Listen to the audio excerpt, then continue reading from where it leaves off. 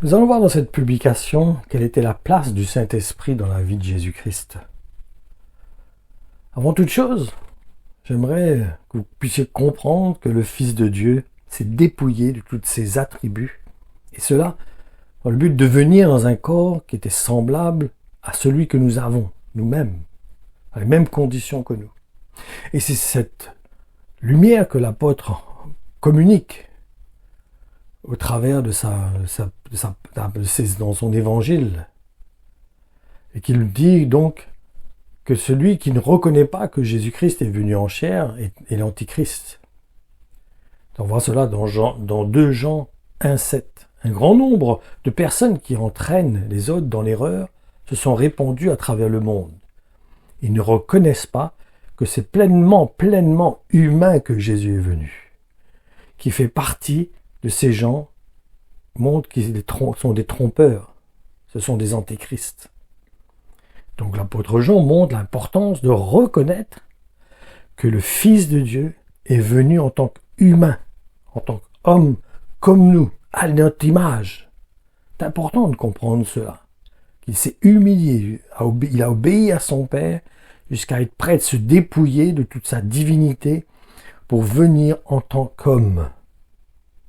Et n'oublions pas non plus que ce qui a motivé Jésus-Christ pour venir donc volontairement dans un corps identique au nôtre, c'est parce qu'il devait venir le sacrifice qui ôte le péché du monde. En effet, il nous est dit dans la parole que sans effusion de sang, il n'y a pas de pardon de péché. Donc c'est lui la victime expiatoire qui efface nos transgressions, qui nous permet donc d'être réconciliés avec Dieu. Voyons maintenant la place du Saint-Esprit dans la vie de Jésus-Christ. Le but était justement de l'aider à accomplir l'œuvre que son Père lui a demandé d'accomplir, car n'oublions pas ce que nous venons de lire. Il est venu en tant qu'humain.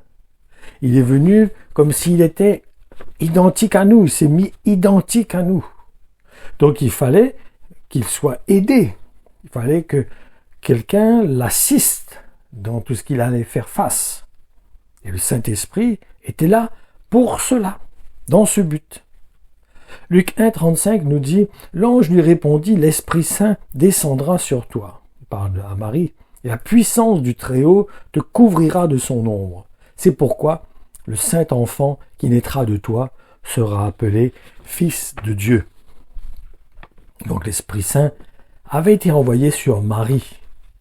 Voyons que c'est l'Esprit qui habitait Jésus en tant qu'humain, qui lui permettait donc de le conduire, de le diriger, de l'assister, de le soutenir, de le diriger. Allons lire maintenant Luc 3, 21-22. Tout le peuple accourait vers Jean pour se faire baptiser. Jésus fut aussi baptisé. Or, pendant qu'il priait, le ciel s'ouvrit et l'Esprit Saint descendit sur lui en prenant l'apparence physique d'une colombe. Au même instant, une voix vint du ciel, disant « Tu es mon Fils bien-aimé, tu fais toute ma joie. » Et il y a Jean, l'apôtre Jean, qui certifie cela dans Jean 1, 32-34. Jean-Baptiste rendit ce témoignage. « J'ai vu l'Esprit descendre du ciel comme une colombe et se poser sur lui.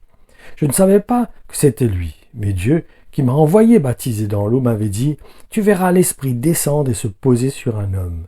C'est lui qui baptisera dans le Saint-Esprit. » Or cela, je l'ai vu de mes yeux et je l'atteste solennellement, cet homme est le Fils de Dieu.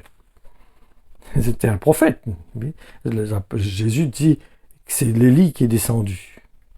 Donc, Dieu lui avait montré, il avait donné comme signe que le Fils de Dieu, ce serait lui qui recevrait l'Esprit Saint sous une forme d'une colombe. Et donc Jean-Baptiste a vu de ses yeux cette colombe descendre sur Jésus pour attester que c'était bien lui qui était le Fils de Dieu, le Messie, promis. Voilà maintenant un verset pour les personnes qui se demandent pourquoi justement Jésus-Christ a été obligé de passer par le baptême. Entre parenthèses, n'oublions pas, je vous l'ai déjà dit, on l'a vu, que Jésus est venu en tant qu'homme. Il n'est pas venu avec ses attributs divins. Il s'est dépouillé de tous ses attributs pour venir en tant qu'homme. Allons dire cela dans Jean 3, 5. Vraiment, je te l'assure, reprend Jésus. À moins de renaître d'eau et d'esprit, personne ne peut entrer dans le royaume de Dieu. Étant donné donc que Jésus était venu en tant qu'humain, en tant qu'homme, il avait besoin lui aussi de faire cette expérience, de vivre cela, de renaître d'eau et d'esprit. L'eau, c'est la parole de Dieu. Nous voyons que Jésus allait dans les synagogues, il se nourrissait de la parole de Dieu, il a été baptisé. Et d'esprit, il a reçu cette colombe qui est venue sur lui en signe pour témoigner de ce que cette promesse, de cette parole, l'exactitude de cette parole. Parce qu'il ne devait pas, il est le premier homme de la nouvelle création. Donc il devait être le modèle parfait. Il devait accomplir tout ce qu'il fallait, tous les points importants pour devenir donc le premier homme nouveau. Maintenant, lisons quelques versets qui parlent de l'action du Saint-Esprit dans la vie de Jésus-Christ. Vous serez plus convaincus peut-être de ce que je suis en train de vous dire, malgré que les paroles déjà que je vous ai déjà dit sont claires, il me semble. Ésaïe 11.2 nous dit « Et l'Esprit du Seigneur reposera sur lui. L'esprit de sagesse et d'intelligence, l'esprit de conseil et de puissance, l'esprit de connaissance et de crainte du Seigneur. » Et nous savons bien que Jésus est le Fils de Dieu. Donc il a déjà l'esprit en plénitude. Est-ce qu'il avait besoin ici d'avoir l'esprit de plénitude, puisqu'il était le Fils de Dieu? Vu qu'il est le Fils de Dieu, il n'a pas besoin de cet esprit logiquement. Parce qu'il avait déjà, il devait être déjà plein d'esprit de Dieu, parce qu'il est Dieu. Mais pourquoi donc il a fallu qu'il reçoive le Saint-Esprit? Pourquoi il a fallu qu'il reçoive tout cet esprit de sagesse, d'intelligence, de conseil, de puissance? C'est parce que, je répète, il est venu en tant qu'homme, en tant qu'humain. Donc il fallait qu'il passe les mêmes phases que nous passons en tant que chrétiens. Il fallait qu'il expérimente les mêmes choses que nous-mêmes nous expérimentons en tant qu'enfants de Dieu. Il est le premier, le modèle. Je dis qu'il est comme le moule. Ils ont besoin de prendre la forme de ce moule.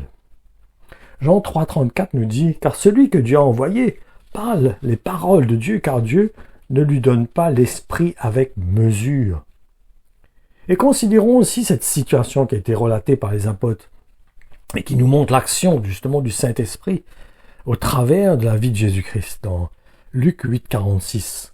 Mais il répondit, quelqu'un m'a touché, j'ai senti qu'une force sortait de moi. C'est pas lui qui a fait sortir la force, hein. La force est sortie de lui. Pourquoi? Parce que l'esprit habitait en lui en plénitude. C'est comme lorsque Pierre marchait dans les rues et que par son ombre, les gens étaient guéris. Quand les gens touchaient son mouchoir, les gens étaient guéris. C'est pareil. C'est-à-dire que le Saint-Esprit était à l'œuvre. Le Saint-Esprit était à l'œuvre au travers de lui. Luc 6,19 nous dit « Tout le monde cherchait à le toucher parce qu'une puissance sortait de lui et guérissait tous les malades. » Une puissance sortait de lui. Nous allons voir aussi que même sa mort en témoignage qu'il est le Fils de Dieu venu en chair et que le Saint-Esprit demeurait en lui. Il ne faut pas oublier ce moment où le soldat a transpercé le côté de Jésus. Il est dit, tout le monde a témoigné, ceux qui étaient présents, que ce n'était pas seulement du sang qui est sorti de lui, mais il y avait aussi de l'eau qui est sortie de lui, n'oublions pas. 1 Jean, on va voir ça dans 1 Jean 5, 6, 9. Oui, Jésus le Christ est venu parmi nous, sous le double signe de l'eau et du sang. Il ne s'est pas seulement fait baptiser dans l'eau, il a aussi versé son sang. Et l'Esprit rend témoignage en nous que c'est vrai. Ainsi, il y a 3 témoins, l'Esprit, l'eau et le sang. Et les 3, d'un commun accord, attestent la même vérité, à savoir que Jésus est le Christ, le Fils de Dieu, devenu vrai homme, devenu vrai homme. Nous acceptons bien le témoignage des hommes, or le témoignage de Dieu est infiniment supérieur. Il s'agit du témoignage de Dieu lui-même, affirmant que Jésus est son Fils. Il y a des gens, je ne sais pas comment ils lisent la Bible, mais moi je lis bien maintenant. Il s'agit du témoignage de Dieu lui-même, affirmant que Jésus est son Fils. Donc ma conclusion, Jésus a bien été le premier homme de la nouvelle création. Donc cela signifie que celui qui expérimente la nouvelle naissance doit prendre exemple sur lui en étant aidé comme lui par le Saint-Esprit. De la même façon que le Saint-Esprit a aidé Jésus-Christ, nous avons besoin nous aussi d'être aidés par le Saint-Esprit. Allons lire un dernier verset dans Hébreux 4,15. En effet, notre grand prêtre n'est pas incapable de comprendre nos faiblesses et de sympathiser avec nous. Au contraire, il a connu toutes nos épreuves, à tous égards. Il a été soumis absolument aux mêmes tentations que nous. Et pourtant, il est resté sans péché. C'est l'exemple. C'est l'exemple qu'il nous donne. C'est un encouragement. Ça doit être un encouragement pour nous. Parce qu'il a été le modèle. Il a été, comme on dit, celui qui se donne en premier, celui qui s'offre en premier, qui prépare le chemin pour nous. Celui qui devient le modèle, qui devient l'exemple à suivre. Et c'est un encouragement.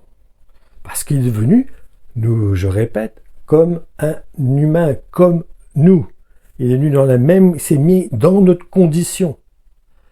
Le Saint-Esprit était en lui pour l'assister. Il a dit que l'Esprit est en abondance sur lui. C'est ça, c'est la différence. Peut-être qu'il peut y avoir entre lui et nous. C'est cette abondance de l'Esprit dans sa vie. C'est ça peut-être qui peut jouer. C'est pour ça que c'est important de s'édifier, de parler en langue régulièrement, de s'édifier par l'Esprit régulièrement afin d'être rempli de l'Esprit. Afin de voir nous aussi sa grâce abonder, son œuvre se faire au travers de nous. Donc, si je synthétise, Jésus, qui est le Fils de Dieu, a mis de côté toute sa divinité pour descendre sur la terre, venir dans un corps identique au nôtre, pour prendre notre condition, afin de s'offrir en sacrifice pour que le voile soit déchiré et que nous puissions avoir accès vers le Père. Donc, c'est un encouragement pour nous de savoir que lui, en tant qu'homme, donc dans notre condition, qui était dans notre condition, a pu accomplir tout cela. Donc, nous devons suivre le Seigneur dans la foi. Nous devons lui faire confiance que son esprit qui habite en nous va nous aider à prendre le même chemin que lui, à suivre la même route que lui-même a pris. Parce que c'est ni par la force, ni par la puissance, mais c'est par l'Esprit du Seigneur que nous pourrons faire la volonté de Dieu. C'est par la foi, parce que nous avons cru que Jésus, en tant qu'homme, a accompli la volonté du Père et qu'il est là maintenant comme si pour nous tenir la main, il nous dit « Viens, tiens-moi la main, je vais t'accompagner sur ce chemin, je serai avec toi jusqu'au bout, jusqu'à la fin. C'est moi qui serai avec toi pour faire la volonté de Dieu, non pour faire ma volonté, pas pour faire rencontrer mes besoins charnels, pas pour rencontrer les désirs de ma chair, mais pour faire la volonté de Dieu, pour m'identifier à Jésus-Christ, pour ne devenir qu'un avec lui, comme lui-même il était un avec son Père, jusqu'à mourir sur la croix. C'est ça l'unité entre Jésus et le Père. Pourquoi ils sont un? C'est pour ça. Il s'était identifié à son Père, comme la branche qui est, comme le sarment qui est greffé au cep. Jésus était greffé à son Père, jusqu'à ne faire plus qu'un avec lui, parce qu'il voulait accomplir la volonté de son Père. C'était son but, d'accomplir la volonté de celui qui l'avait envoyé. Et nous-mêmes, nous avons besoin de faire la volonté de celui qui nous a appelés à faire partie de son corps. Et quand je place ma confiance en lui, quand j'identifie ma vie à lui, quand je fais plus qu'un avec lui, comme un sarment qui est greffé au cep, mais sa sève coule en moi, son esprit abonde en moi. Et il me donne la force, la volonté, le vouloir et le faire pour accomplir ce que lui-même a accompli. C'est pour cela qu'il est dit que vous accomplirez des choses, des œuvres plus grandes que moi, parce que je remonte vers le Père. Donc il prend sa place, il a pris sa place à la droite de Dieu, et maintenant il agit, il est avec nous. Il a dit, n'oubliez pas, je serai avec vous jusqu'à la fin des temps. Par contre, n'oublions pas, ce je serai avec vous, c'est pour faire la volonté de Dieu, non pour être riche, non pour avoir des guérisons, des dons, pour se faire valoir ou pour se faire montrer, pour voilà, on a une position, on est valorisé dans le monde. Non, c'est pas du tout ça. C'est pour accomplir la volonté de Dieu en portant ma croix, en mourant à moi-même, en faisant la volonté de Dieu. Voilà. J'espère que ça a été clair, mais c'est important vraiment de saisir cela. Autrement, vous allez tourner en rond parce que vous ne comprendrez pas l'œuvre de la croix. Vous ne saisirez pas ce que Christ a accompli, quelle est la démarche qu'il a faite pour que maintenant, nous puissions chacun d'entre nous avoir une vie qui est agréable à Dieu, où on revêt Jésus-Christ, ça veut dire qu'on va ressembler de plus en plus à Jésus-Christ. Que le Seigneur vous accorde sa grâce, qu'il vous fortifie, qu'il vous renouvelle, qu'il vous affermisse, qu'il vous remplisse de son esprit et qu'il vous fortifie, qu'il vous éclaire, qu'il illumine les yeux de votre cœur, qu'il renverse les raisonnements et qu'il emmène nos pensées captifs de l'obéissance de Christ. Soyez bénis.